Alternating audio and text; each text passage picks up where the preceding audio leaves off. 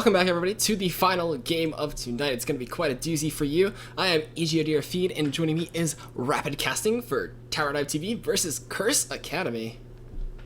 And it should be one of the better games of the day. Very evenly matched teams, and going into the game tonight, these teams actually have not faced each other in MCS coming into this. So, I mean, they've had a chance to watch one another play, but probably the biggest thing to watch out for is that up until this matchup, we actually have some kind of discrepancies starting to form after Curse Academy picked up their 5th win of MCS last night.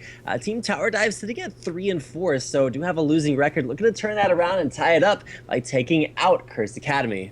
Yeah, and we do have the picks and bans flying right on through as we see Tower Dive TV looking to ban out Vayne, targeted at Fabi, Nasus, and Jace getting banned out. Nasus towards One Bad Brad, as well as Jace towards Rux and Jack Smith. They can both play that one fairly proficiently. While on the side of Curse Academy, going to ban out that Elise, Aatrox, and Nami. Now, one of the stronger strategies that Curse Academy has employed has been that double AD strat that we saw from Complexity early on. And you just saw a perfect idea from Complexity. They were behind early on versus Team Tempest. They just turned it around as soon as Probably got that Iceborne Gauntlet. It's just really, really rough to deal with. So that's going to be a little bit interesting to watch and see if they go for that. The big deal is Yuno has hashtagged her belief in Thresh and has actually grabbed that champion this time around. Looking to grab a few more champions as the game progresses. So, given that Thresh a very strong power pick for the support on Curse Academy. The other thing is you look over to the guys on Tower Dive TV and you're like, oh wait, that's a Twisted Fate. And this is with the new Twisted Fate passive, so his loaded dice are only going to be loaded for him and not for anyone else. So a monogamous dice now for Twisted Fate.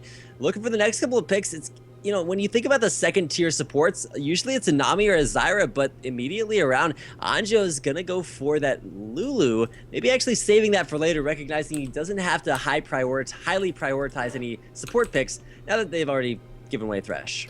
Yeah, and looks like they actually switched off that one, going to Caitlyn, and then picking up at Zac for most likely the jungle role, as forgot to put the blockers on. There we go. Gonna most likely have a jungle Zac in that one. Slingshot always being really good, closing huge gaps with that one. Having Let's Bounce to the level 6 mark, gonna be able to knock up and disorient a lot of people and knock them out of their place.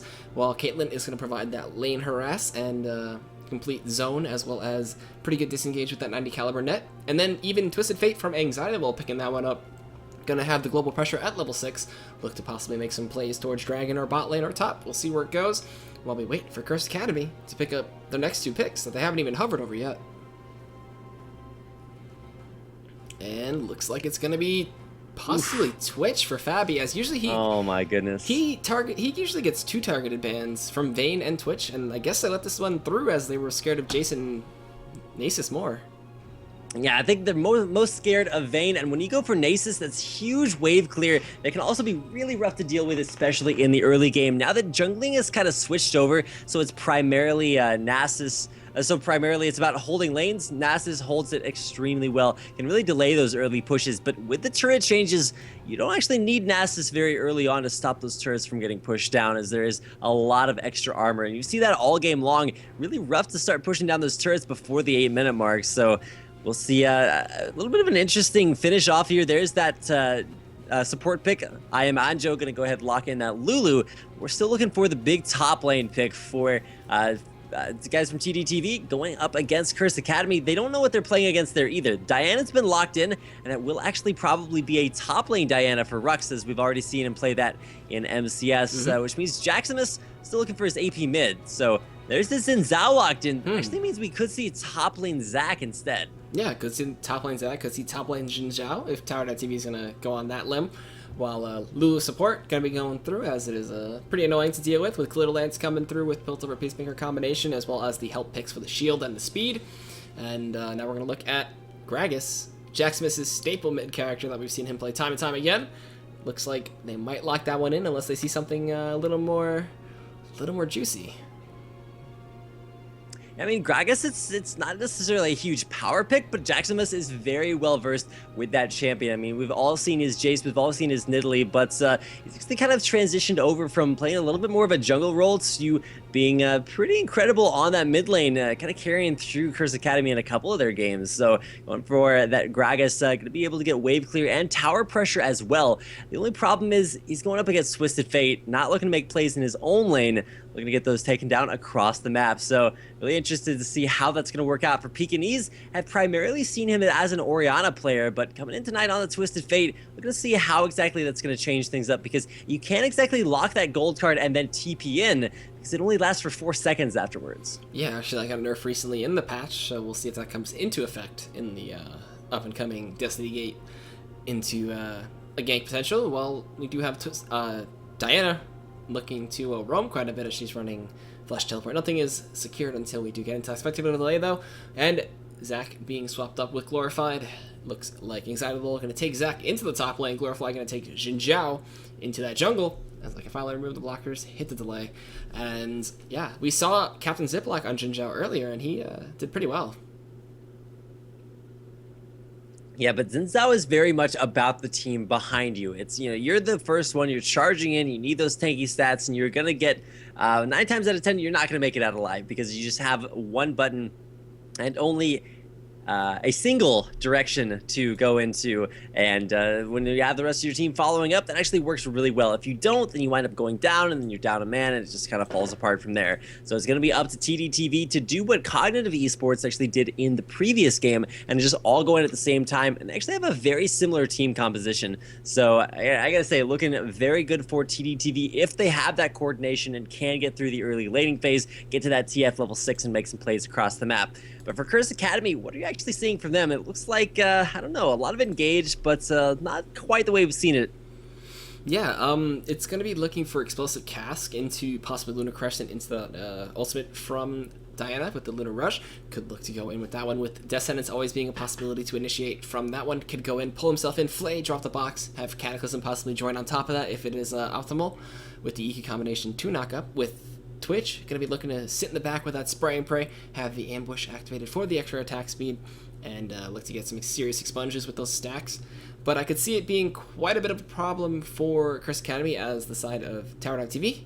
Not really easy to initiate on, as they have Zac for the front line, they have the Crescent Sweep coming in from Xin Zhao to knock everybody back if he so chooses, or maybe look to get an extra bit of damage in there. But we are getting into the last minute of the Spectator's Delay, so we're going to run a quick set of ads for everybody. We appreciate you all watching, but don't forget to support the sponsors, iBuyPower, Fatality Gaming Gear, Razor Academy, and also if you want to send a tip to the casters or to the prize pool, you can drop one of those at the mcsesports.com/tips, as well as we're going to run these ads, and we'll be right back.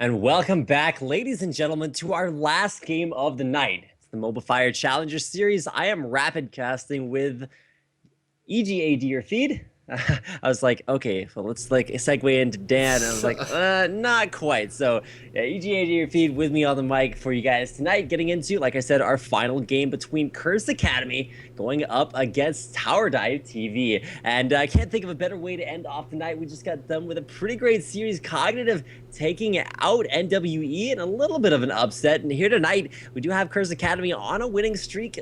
And I gotta say, Team Tower Dive looking to end that. They've had some nice wins so far in MCS, but haven't actually picked up one recently. So going into this game, we're going to turn things around and kind of stop that winning streak for Curse Academy. But with Fabi on Twitch, Rux on his Diana in the top lane with Teleport, we've seen some huge plays from almost this exact same lineup. On Thresh again, just huge comfort picks, power players there for Curse Academy. It's not going to be easy for TDTV. Yeah, it's not going to be easy at all. Waiting for Anjo Chan to get back into this game as he is at 96%. Not get back into it, but get into the game to finally get this game underway as it's the last game of the night, and it is quite the show for everybody to see. And we are finally loaded in. I'm going to line everybody up for all your viewing pleasure. And yeah, just going to see if there's going to be any early in-bit aggression coming out from either side. Who would you suspect it from most likely? Well, as we get back out onto the Rift, blue team, that is TDTV, coming out from the bottom left-hand side of the map, are probably going to go into their lower jungle to try to defend against that Wraith Bush ward. As I say that, they're actually going upper jungle, and it does look like Curse Academy, coming down in the red, are actually going to be spreading out a little bit more evenly. Nice word dropped out there by very early on, not actually scouting out anyone just yet. Pekinese, Anxiety Law, and Jungie waiting for the deep ward, but not seeing the invade. Anjo's going to be the one to scout them out. Yeah, and a good ward placed by him, and they actually just walk by that ward, so they do know where the side of Curse Academy is, while the side of Curse Academy know where Tower.TV is. The same wards being dropped out from both sides, so they both know that everybody's at their respective reds, so we're going to see everybody from Curse Academy just keep on pinging frantically, exactly just like Tower.TV is. Gonna look to possibly see them group up towards that red. Maybe Curse Academy wants to stop them from invading on that, unless they don't want to force any early fights, but everything just going to be going pretty smoothly until somebody maybe face checks the bush. That would be highly unfortunate. We have seen some pretty devastating face checks. That face check versus RXG a little bit earlier on, that was a little bit rough to watch, but GGLA turning that around. No face checks this time. Just gonna play things pretty passively, and a red buff steal set up already. Curse Academy going pretty hard for this one. They don't have Rux there. He is waiting in the middle lane, so waiting to see if he can. He's getting his taunt on, kind of making sure that they don't go for anything too aggressively, but a very nice start for the game for Curse Academy. Gonna go ahead and counter jungle this red. Yeah, but we could see Glorified after his blue go towards the respective red from Curse Academy, as most likely we will see One Bad Brad head to his own blue after this red, and maybe not get stolen away by the Twitch Poison, as this has been a reoccurring threat. Oh, okay, does get it with the auto attacks. And you do notice he doesn't hit level 2 instantly after taking that red, as it was recently changed in the patch that was just released, and you only get pretty much 90% of your XP from 99% of your XP from those Ancient Golem and Lizard. You have to kill the little lizards to finish off your level. So, yeah, but with that taken down, we are going to see both junglers at level 2 going back to their respective blue buffs. We are going to see the red buff steal from Glorified.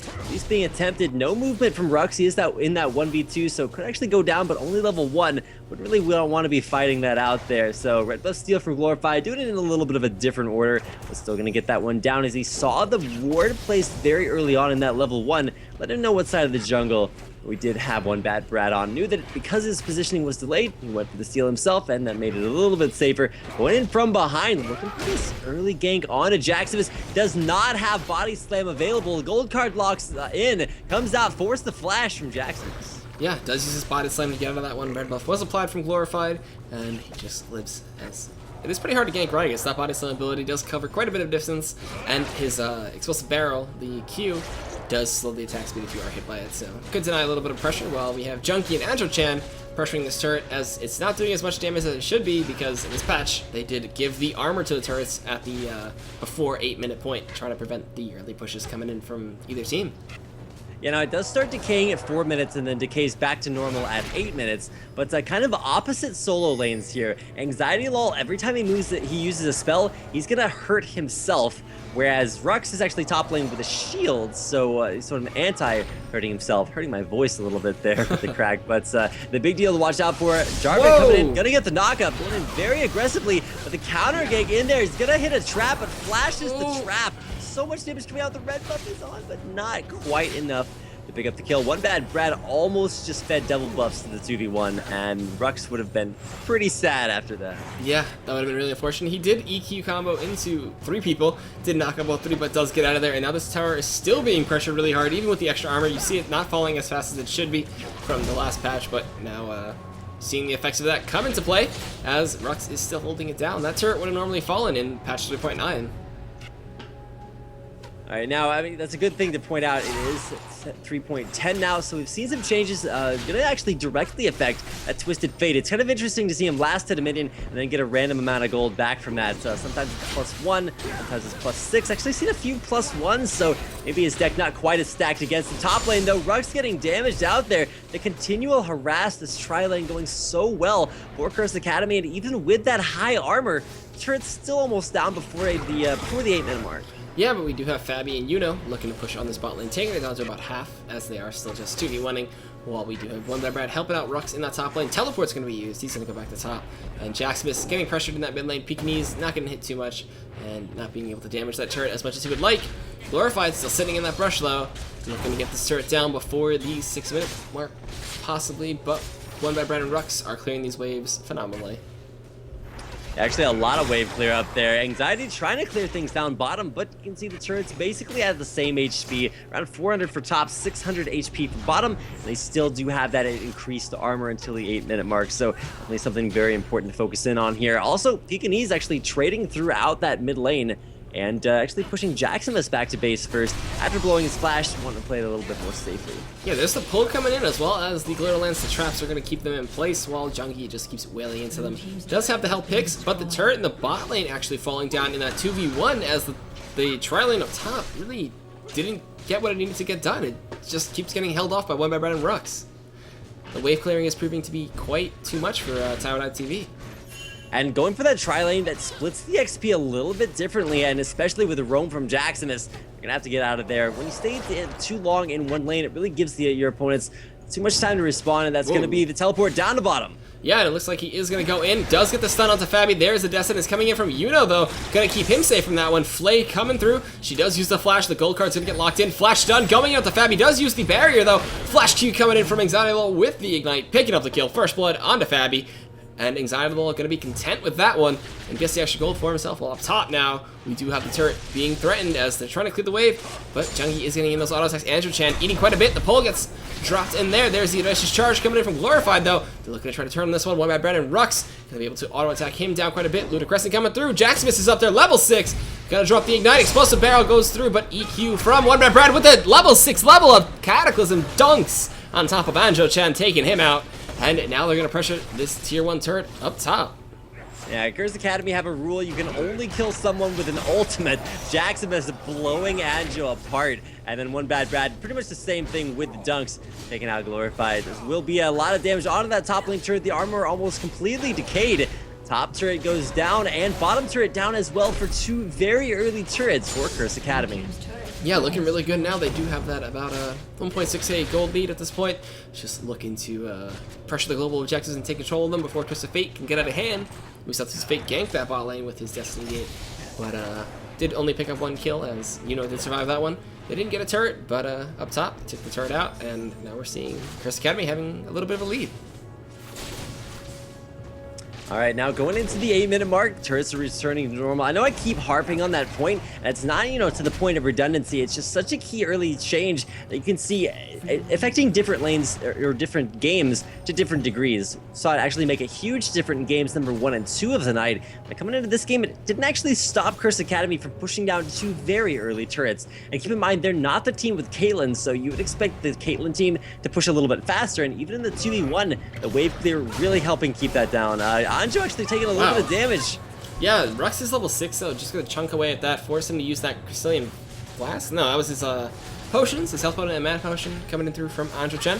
While Dragon is being pressured, Rux is going in 2v1 right now. Level 6 not yet acquired for Lulu, not going to get that giant growth going through. Rux going to get poked down quite hard, but Jungie is level 6. There's the dash coming back in. Rux has the refresh, does get Wing Seed, does use the dash once again, gets the kill in the 2v1 though. Looking to try to take down Andrew Chen, trying to get the refresh on the shield though. Can he get it as the auto attacks coming through, doing quite a bit of damage? They're going to mid on the direct cameras. It's pretty crazy. Looks like I'm just going to click on the minimaps to see if they do end up diving. We do have Glorified coming through from the back. Gonna use that audacious charge. Gonna possibly take the turret down with that one as well. And it does get the 2 for 1. Well, Rux just got 1 kill for himself. I mean, nice job going in 1v2, but to be honest, not really the huge smart plays there. 1v2s don't usually work out very well. Abby, though, dropping down pretty low. Are you... Did I just... One Bad Brad is literally like the man. Like, other people can claim to be One Bad Brad's gender, but he's kind of like the alpha male, the leader of the pack, the dunks coming out. Like I said, Curse Academy, you can't kill anybody without using an ult. And actually, we saw Rux use his own ultimate to get the kill top lane. And then the second dunk for the second kill, One Bad Brad, man, getting it down. 3rd kill of the game for that guy. Yeah, doing a really good job with that. He's 3-0. Going to be building that Spirit of the Ancient Golem soon, as he does have the Kindle Gem and the Spirit Stone. Descendants connecting on the Anxiety a little through those creeps. Going to get poked out by that Dragonlance.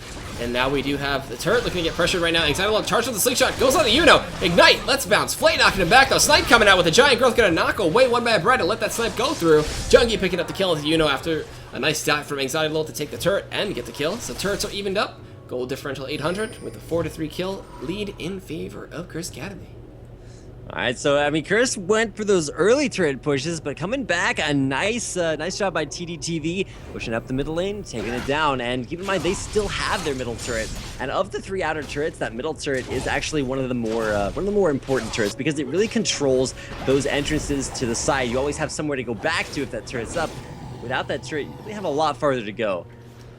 Yeah, and now Fabi, you're gonna walk into the trap. Gonna be revealed. Doesn't care too much. But now we have Pekingese pushing on that bot lane though, gonna look to try to pressure that turret. He has that sheen, gonna have a lot of damage coming in from the auto attacks, but he does get that blue card, most likely to auto attack on that turret. But Curse Academy looking to counteract his push by going towards that mid lane. Pink ward from Yuna though, dropped in that brush earlier on, but Explosive Cast actually missing from Jaximus. Glorified just kind of walking up nonchalantly, just being like, oh, well, I guess he used that one.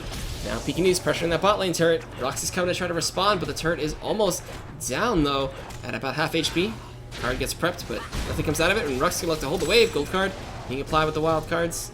Just poke and prod, but the turret is safe.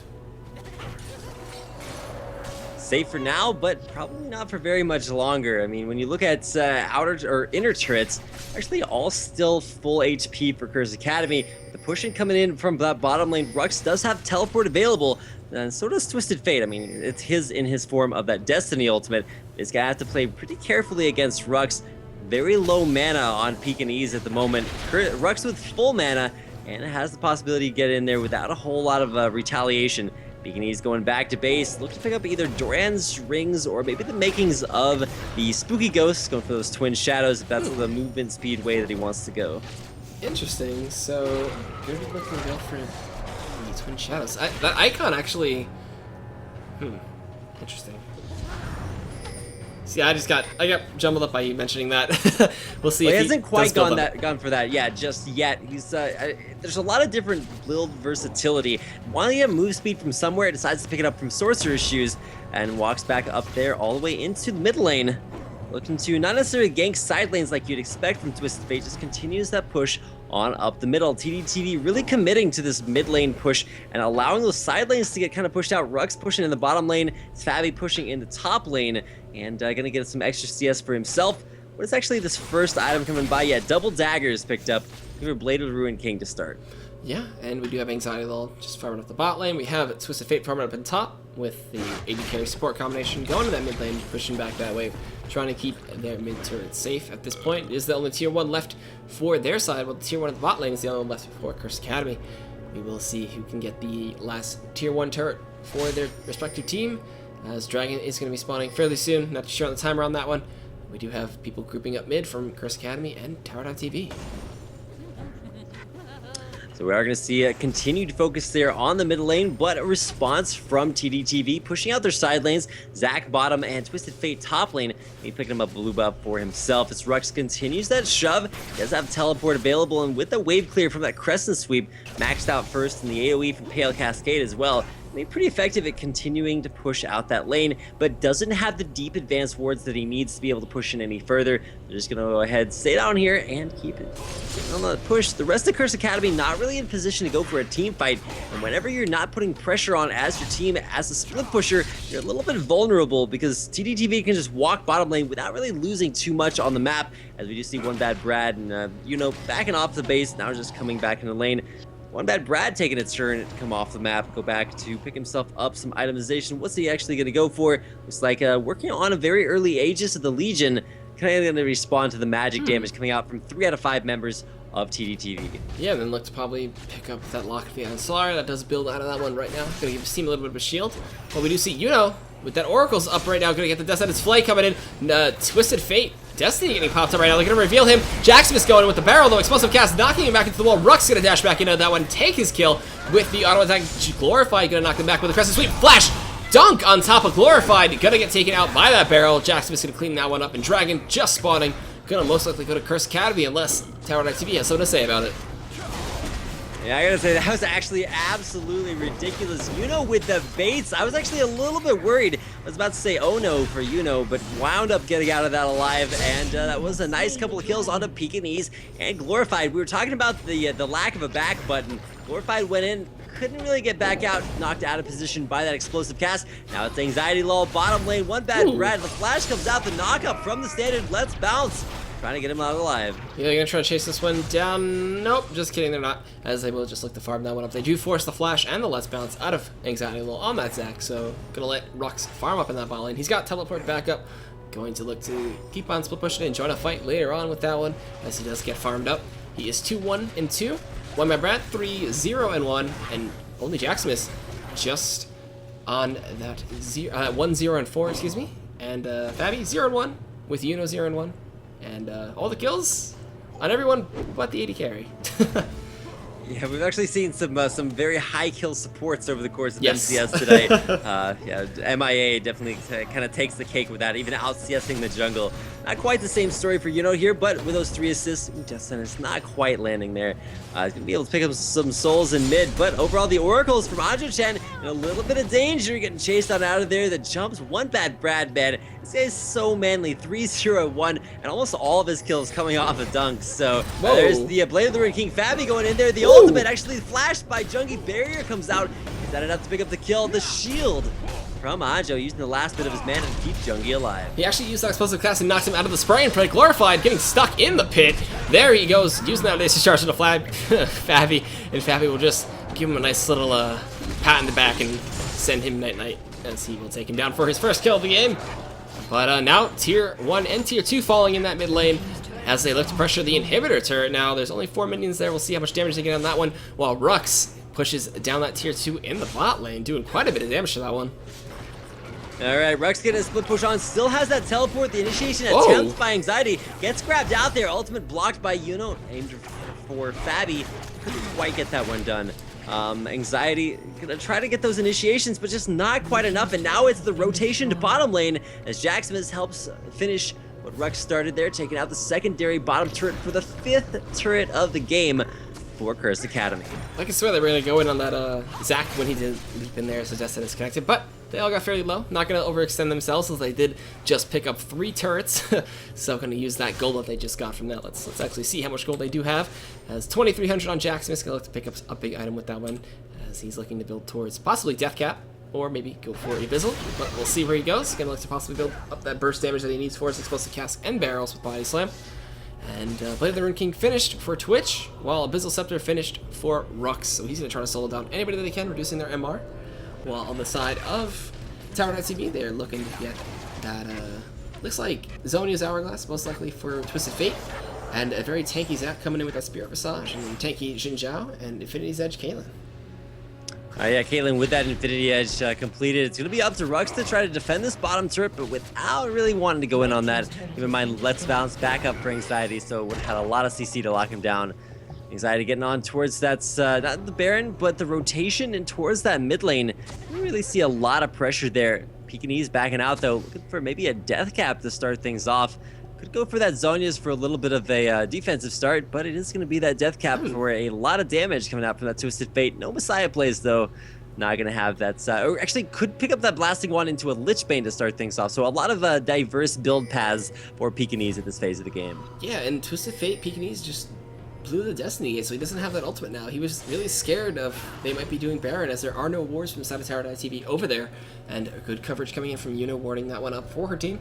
She does have Oracles, has been clearing that one out. Jungie gonna get spotted out here though. Lantern getting dropped over the side of the wall. Jungie getting flayed back in. Blade of the Rune King activated. Descent is connecting. Flash into an explosive cast with Jax is picking up that kill. Spray and pray going through. Pekingese gets taken out by Yuno with that Ignite. Yuno, wow, she led that charge like a boss and then just lived through that with 120 HP with Fabi and Jaxvis following up with all the damage and taking out 3 members of Tower.TV.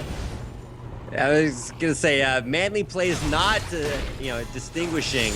Those Yuno going in there, starting things off with the Death Sentence landing, and then a massive barrel. Jaximus getting in there with a barrel as big as his body, turning that around and knocking Jungie into the team. We're able to take him out, and 3-for-0 exchange. Yuno got dropping down pretty low, managed to get out alive. Huge push there into that top turret. It's gonna be Jaximus and Fabi taking it down. Yeah, gonna take that turret down. Will be their 6th turret of the game, unless it is highly contested, as we have Zac and Lulu looking to come over the side. There's the help picks going in with that shield. Gonna look to go into Fabi, though. Let's Bounce gets activated. He does look to pop the ambush. Does drop the Venomous Cask. Gonna try to kite away from this one. Gonna drop all the damage that he can. Glorified coming in, though. Flashes in. Audacious Charge. Knock up. Barrier coming in from Fabi, though. There's the ambush. He goes invisible, but gets popped out of that one as the wildcards coming in from Pekingese, though. Pick up that kill. Rux teleporting in the back, though. Explosive Cast picking up a double kill. There's the Lunar Pull going in from Rux, though. Pulling everybody in. Triple kill for Jaximus as he looks to chase down potentially the Quadra. Goes back in, throws the barrel, turns it back around. Gold card coming in. Passive gets popped, though. Pekingese getting dashed in on by Rux. They're going to look to try to take down these Bloblets. And the barrel, will it be enough? It is not, as one by Brad will poke away at that one with the Q. Pekingese, last one alive, looking to go back to base and heal up, while Yuno split pushes mid and her team split pushes top. Yeah, splits are actually going to really hurt as opposed to what they would normally feel like in real life. The bottom first base turret of the game goes down. Curse Academy taking it out. Damage on the inhibitor not really going to be all that great. Jackson is backing out for now. Yeah, gonna take what they can. Take the turret, leave the inhibitor exposed. Gonna come back for that one another day, as they do have blue buff on Jaxmus. Red buff did just spawn. Can see Rux look to steal that one away as Fabi gets his own red buff in his respective jungle. And potentially the next play could be that inhibitor, or could be Baron. I mean, Baron's always an option, especially at this phase of the game. As soon as you pick up any sort of an advantage, if it's big enough, you can take out the jungler. It's going to be enough to just walk straight on towards that objective. The ward control has actually been in favor of Curse Academy for most of this game, and at 14-4, the kills, the turrets, everything really going their way. Yep, and Andrew-chan just going to drop some wards towards that entrance of the Baron. Crescent Brush. We have Yuno with an Oracles again, just looking to clear that one out. Boost mobility, going to help her scoot around there. Well, Dragon is up one by Brad, going to look to go on that one with Fabi. Rux gonna probably continue split pushing on this bot lane, and maybe could see Curse Academy look to siege up top as Yuno just clearing out that Baron pit. And Dragon going to go in favor of Curse Academy as they have a 10,000 gold lead at this point, 22 minutes into the game. All right, yeah, 22 minutes, very early to see the sort of caliber of pushing that they've already done. Now pushing bottom lane is actually going to be a pretty interesting option, because with Rux having that teleport, there's the initiation. Whoa. Fake going in. Pekingese going in on 3 members. Spray and pray activated. All that damage coming in. Jaxmus going godlike. There is the explosive cast picking up the kill. Anxiety low going out to Fabi, though. One bad Brad going in from the back, dunking on top of Jungie, trying to taste him down. Picks him up with the Dragon Lance, as now Andrew-chan going to run from the side. Anxiety low getting taken down by Fabi, as Yuno chasing down Glorified right here. She's gonna get those boost ability fairly soon. Chase down on that one. Will run by Brad, chasing Andrew-chan. It's the opposite this time. Support getting chased by Jungler. Well, Jungler getting chased by support up top. This is the one bloodthirsty Yuno, while Rux looks to take out this inhibitor in the bot lane. And there's one red going over the side, applying that red buff, slowing down Andrew-chan. While up top, Yuno found her target, flays him, auto attacks him, and the hunt was on as Jaxmus laughs in his face. One bad Brad going out to Andrew-chan, but the surrender comes out. Tower.TV falling in 23 minutes to Curse Academy. 18-4, and an Arthalon-esque performance from Oli Jackson, a 7-0-9. And you got to give some manly points to One Bad Brad. The Dunks taking lives across the court, 5-0-6. Doing an extremely good job there in the jungle for Curse Academy. Just a great game and a great way to end off the night. What's better than watching our Lord and Savior 2-2-6 Twitch Fatty going? I don't know. Definitely one of the games where his team definitely put on the carry pants. So shout outs to them, Rux, One Bad Brad, and Jaximus for picking up the kills there for Curse Academy. Like I said, I don't know. Do you have any comments on that game, EGAD or Feed? That was a pretty interesting performance. Just a lot of dominance, a lot of very fast pushing, and really well played team fights from Chris. Yeah, it's interesting to see Fabi actually get Twitch. Usually you see the Vayne Twitch ban. I'm pretty sure that since they let Twitch get through, Fabi got that comfort champion. He got what he needed. Thresh as well going through the pick ban stage onto Yuno. She did a really good job with that one. And then Rux just split pushing like a beast, helping out that team. And then not Jackson, One Bad Brad making the plays like all over the place. He ganked up top, hit that level 6, picked up a double kill. Jackson going big as well. Really good explosive casks, as well as barrel placement and body slams. So yeah, just a dominating performance. And Tower.tv kind of just couldn't answer fast enough, even with Twisted Fate Global. Yeah, Twisted Fate Global really didn't actually do all of